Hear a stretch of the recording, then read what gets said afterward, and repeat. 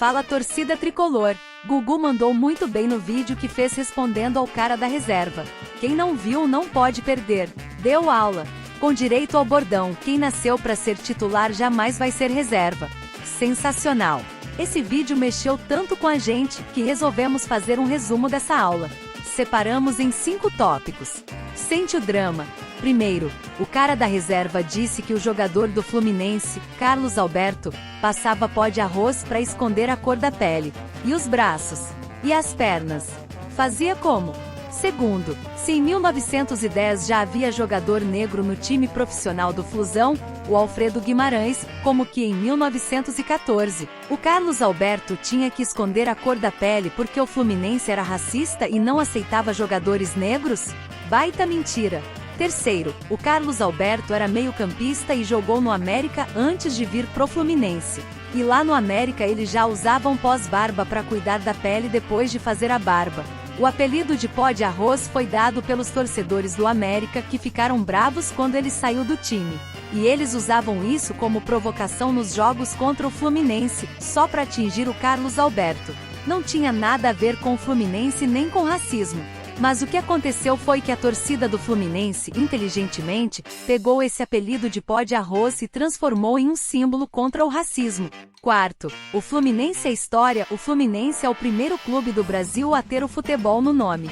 O Oscar Cox, que acreditou e investiu no esporte desde 1901, quando veio da Suíça, trouxe bola de futebol e trouxe também uniformes. O Fluminense acreditou no futebol, ao contrário dos outros clubes que queriam só o remo e discriminavam o futebol. E depois que o esporte deu certo, esses clubes vieram atrás. Sempre foram preconceituosos com o futebol e nunca aceitaram a sessão de futebol no clube deles. Mas o Fluminense é diferente. Desde 1902, é o primeiro clube a ter o futebol no nome, o primeiro campeão carioca em 1906, o primeiro bicampeão em 1907. O primeiro tri em 1908 e o primeiro tetra em 1909. O Fluminense é a história do futebol.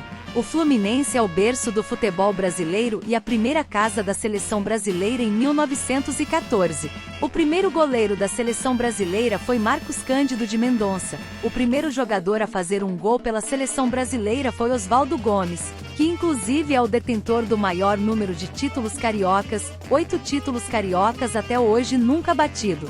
O primeiro jogador e o primeiro capitão da Copa do Mundo em 1930 foi Preguinho, jogador do Fluminense. E o primeiro gol em Copas do Mundo em 1930 também foi do jogador do Fluminense, Preguinho. O Fluminense Futebol Clube é o responsável pela primeira medalha olímpica do Brasil nos Jogos de Antuérpia, em 1920. E quem ganhou? O nosso tricolor Afrânio da Costa, que trouxe a primeira medalha de prata para o país. Guilherme Paraense ficou com o ouro e a França quase levou o bronze.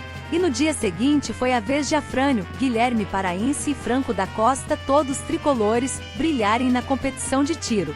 Foi graças ao futebol que o Fluminense nasceu e foi responsável pela criação da Primeira Liga Metropolitana de 1905, iniciando assim o futebol carioca. O Fluminense foi o primeiro clube a profissionalizar o esporte em 1933, lá na Rua Álvaro Chaves, número 41, em Laranjeiras. E por último, para você que gosta do Vasco, Flamengo, Botafogo ou qualquer outro time, saiba que se hoje você tem paixão por futebol, é por causa do Fluminense. Se não fosse pelo nosso tricolor, você estaria carregando o caiaque nas costas para ir à escola, e não uma bola de futebol e chuteira. O Fluminense é a história desse esporte, e deve ser respeitado por todos. Nós aqui nunca mais vamos comprar produtos da reserva. E vocês? Nós somos a história. Valeu, Gugu! Lavou a alma! Saudações tricolores!